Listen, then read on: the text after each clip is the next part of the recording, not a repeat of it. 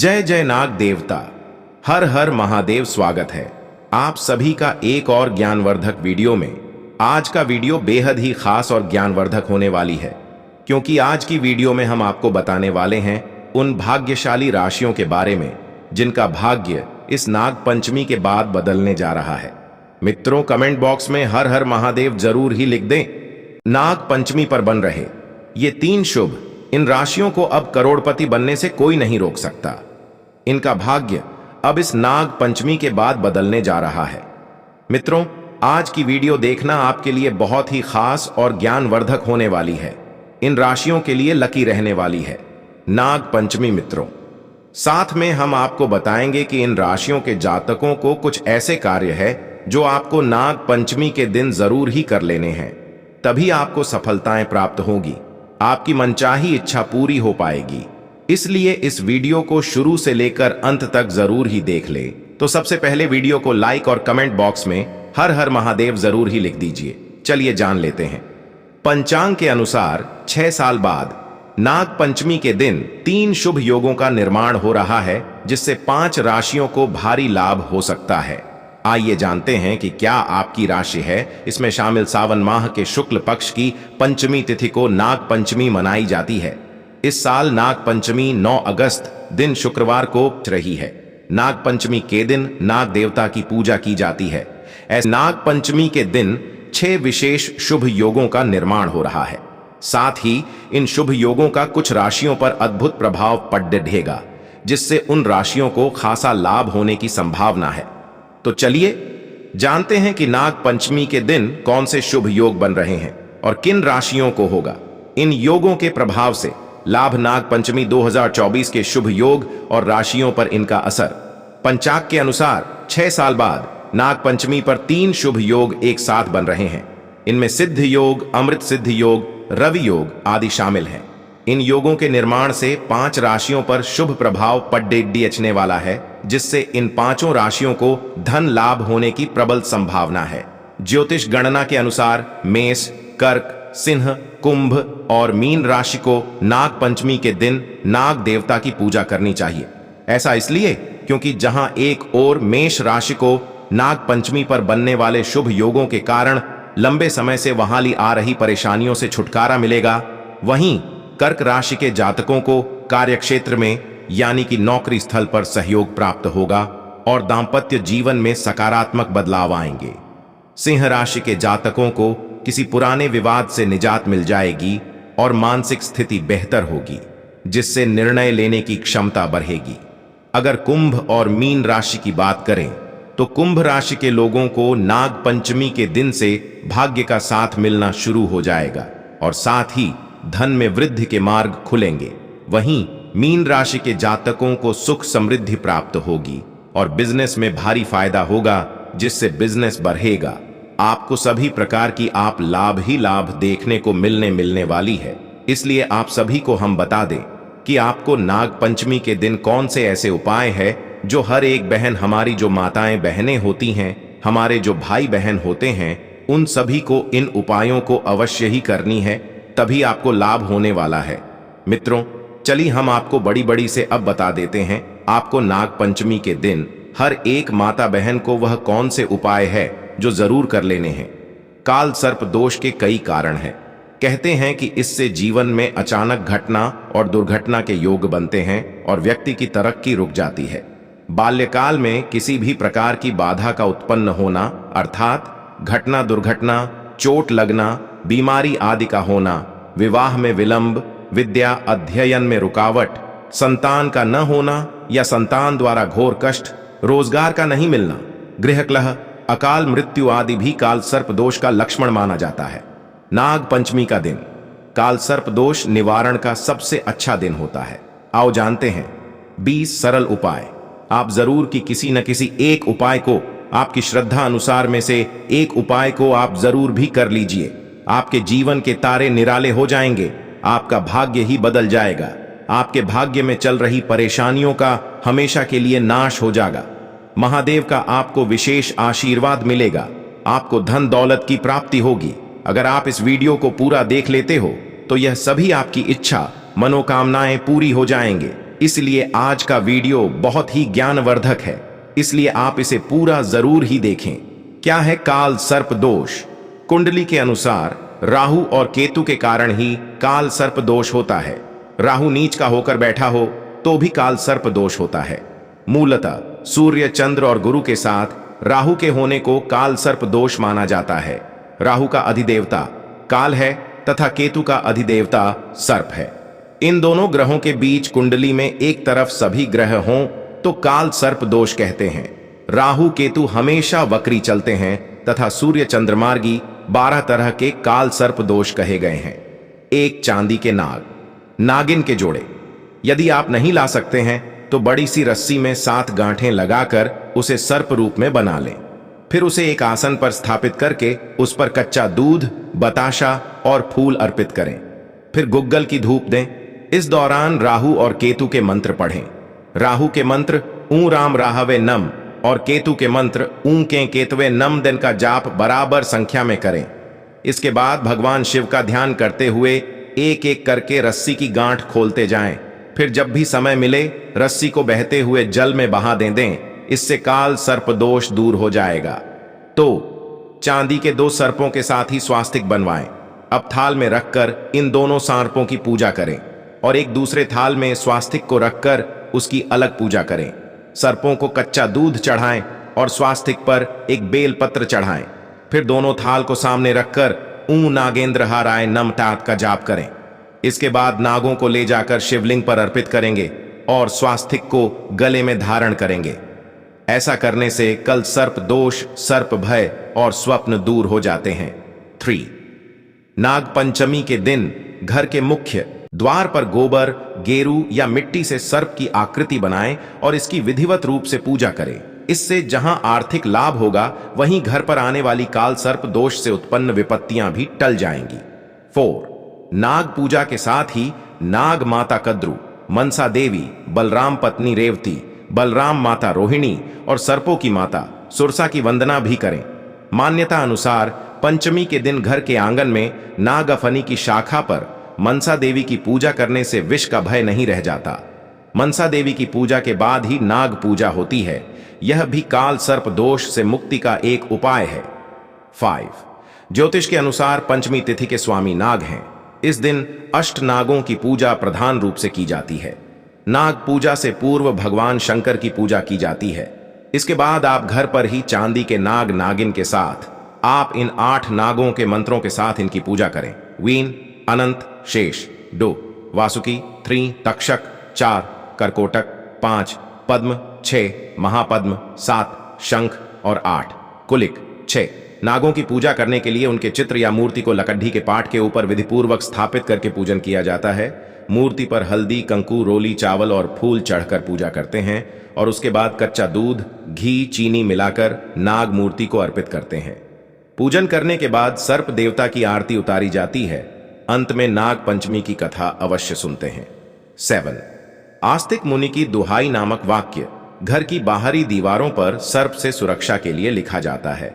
ऐसी मान्यता है कि इस वाक्य को घर की दीवार पर लिखने से उस घर में सर्प प्रवेश नहीं करता और काल सर्प दोष भी नहीं लगता है। 8.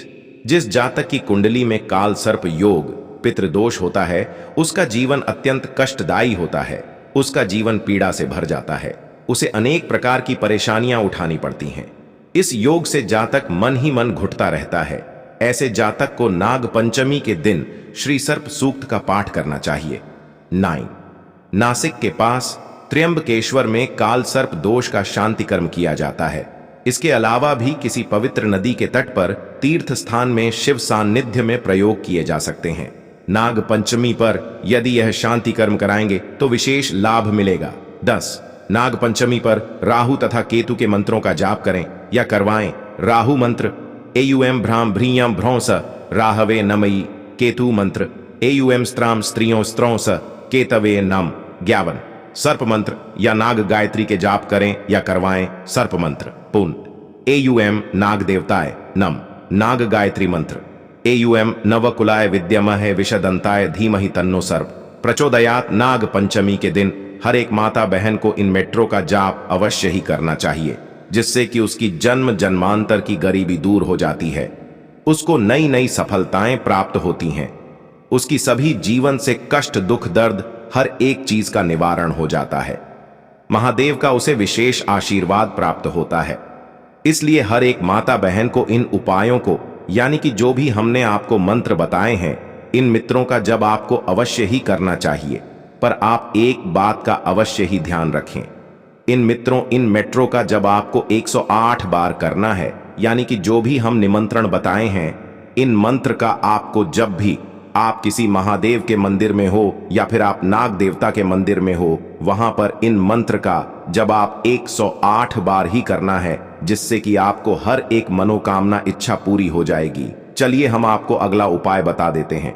12 ऐसे शिव मंदिर में जहां शिवलिंग पर नाग मूर्ति विराजमान न हो तो प्रतिष्ठा करवाकर नाग चढ़ाएं। नाग पंचमी इसके लिए विशेष दिन होता है। हिंदू पंचांग में माना जाता है कि महादेव बहुत ही भोले हैं और वह बहुत ही जल्दी प्रसन्न हो जाते हैं। इसलिए नाग पंचमी के दिन विशेष उपाय करना बहुत ही मंगलकारी और पवन माना जाता है। इसलिए आपको इस उपाय को भी जरूर ही करना चाहिए। चलिए हम आपको अगला उपाय बता देते हैं, जो कि आपको बहुत ही जल्दी आपकी मनोकामना इच्छा को पूरी कर देगा और आपकी हर एक मनोकामना इच्छा पूरी हो जाएगी। चलिए वह उपाय भी हम जान लेते हैं। 13 नाग पंचमी के दिन श्रीमद् भागवत पुराण और श्री हरिवंश पुराण का पाठ करवाएं। ऐसा करना बहुत ही पवन और मंगलकारी माना जाता है। मित्रों, आप सभी को हम बर्ता बता दें, इस दिन आपको भगवान भोलेनाथ की आपको आराधना किया उनके मंदिर में जाकर कनहर का फूल आपको जरूर ही चढ़ा आना। ऐसा माना जाता है कि कनहर का फूल जो भी नाग पंचमी के दिन चढ़ा देता है, यह बहुत ही शुभ और मंगलकारी माना जाता है। इसलिए महादेव पर आपका नहर का फूल अवश्य ही चढ़ाए, जिसकी महादेव आपकी सभी मनोकामना इच्छाओं को पूरा करते। इसलिए महादेव पर एक कनेर का फूल अवश्य ही इस दिन आपको चढ़कर आना है। अगला उपाय चलिए अब जान लेते हैं।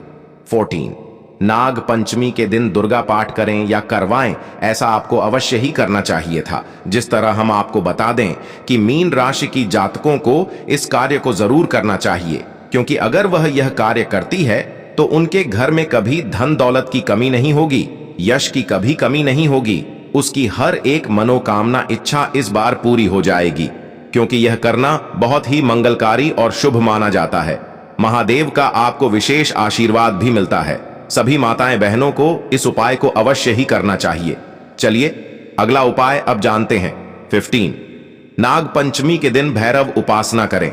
भैरव बाबा के यहां पर जाकर कच्चा दूध चढ़ाएं, यानी कि आप भैरव देवता का जो मंदिर होता है, यानी कि महादेव को ही भैरव देवता भी कहा जाता है, इसलिए आपको यह अवश्य ही करना है कि जहां कहीं आपके आसपास में मंदिर हो वहां पर चले जाना है। और कच्चा दूध वह होता है जो गम नहीं किया होता, यानी कि वह कच्चा दूध माना जाता है।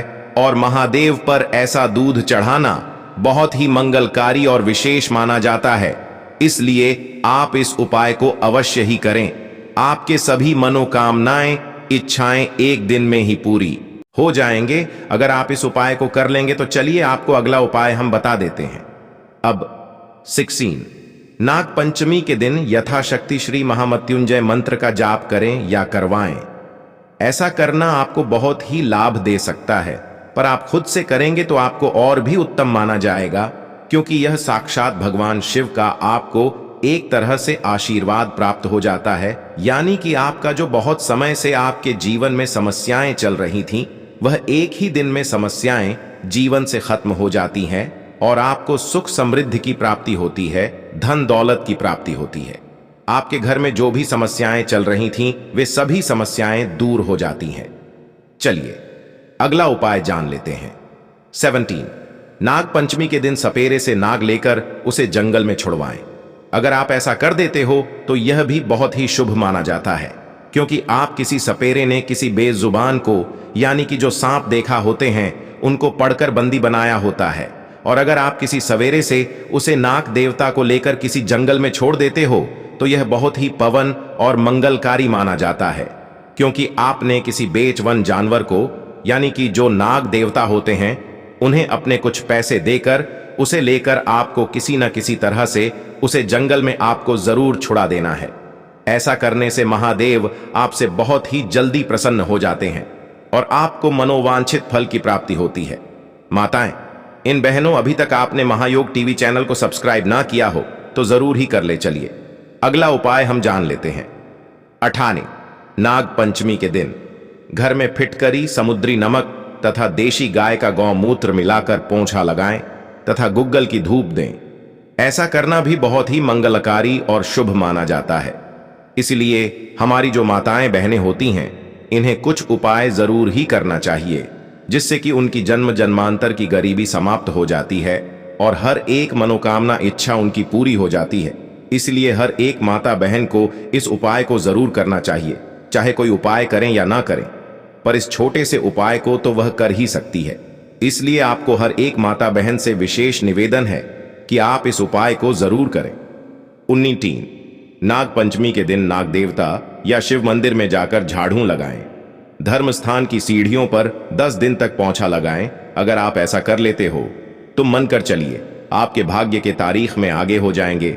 आपके घर में सुख समृद्धि की खींची चली आएगी। महादेव का आपको विशेष आशीर्वाद मिलेगा, यानी कि महादेव की आप पर कृपा हो जाएगी, जिससे कि आपकी मांगी हुई मांग, महादेव से मांगी हुई हर एक मुराद पूरी हो जाएगी। और यकीन मेरा, आप यकीन कीजिए, आपकी सभी मनोकामनाएं, इच्छाएं पूरी हो जाएंगे। ऐसा माना जाता है कि महादेव के लिए यह जो भी करता है, उसके जीवन में सुख समृद्धि ही सुख समृद्धि का प्राप्ति होती है। मित्रों, चल अब अगले उपाय को हम जान लेते हैं। 20 माथे पर चंदन का तिलक लगाएं। कर्पूर जलाने से देवदोष व पितृदोष का शमन होता है, इसलिए आपको ऐसा अवश्य ही करना चाहिए और यह बहुत ही मंगलकारी और उत्तम माना जाता है। जो भी माता बहन होती है, जिनके बहुत ही परेशानियां समस्या चल रही होती हैं, उनकी सभी परेशानी समस्या दूर हो जाती है, यानी कि कहा जाए कि खत्म हो जाती है। सभी समस्याओं का नाश हो जाता है और महादेव आशीर्वाद प्राप्त होता है। इसलिए हर एक माता बहन को इस कार्य को अवश्य गीत करना चाहिए, क्योंकि यह बहुत ही मंगलकारी और सुख माना जाता है। माताएं एवं बहनों, आपने अभी तक वीडियो को लाइक न किया हो तो वीडियो को लाइक अवश्य ही कर दीजिए। लाल किताब के उपाय, काल सर्प दोष है तो हमेशा रोटी रसोई में बैठकर ही खाएं।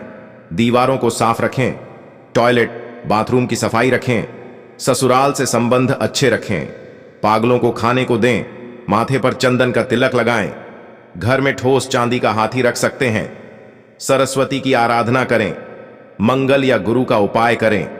माता एवं बहनों, आप सभी से हाथ जोड़कर निवेदन है, इस वीडियो को आप ज्यादा से ज्यादा शेयर करें। इसलिए हर एक माता बहन तक वीडियो को शेयर करें, जिससे कि इतनी ज्ञान भर तक जानकारी फ्री माध्यम से हर एक भारतीय नागरिकता पहुंचे, जिससे कि इतनी ज्ञानवर्धक जानकारी हर एक माता बहन को प्राप्त हो जाए, और वह भी फ्री माध्यम से, क्योंकि हम आपसे इसके लिए कोई पैसा नहीं ले रहे हैं। इसलिए आपको हम यह जानकारी निशुल्क की दे रहे हैं। इसलिए आप इस वीडियो को ज्यादा से ज्यादा शेयर करें, हर एक भारतीय नागरिक तक पहुंचाएं, जिससे कि इतनी ज्ञानवर्धक जानकारी हर एक को प्राप्त हो सके।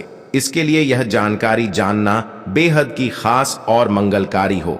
इसलिए आप अभी तक आपने महायोग टीवी चैनल को सब्सक्राइब ना किया हो तो यह भी जरूरी कर दीजिए, क्योंकि ऐसी ज्ञानवर्धक जानकारी आपको फ्री माध्यम से कोई नहीं देने वाला। इसलिए आप महायोग टीवी चैनल को जरूर ही सब्सक्राइब करें। धन्यवाद माताएं एवं बहनों।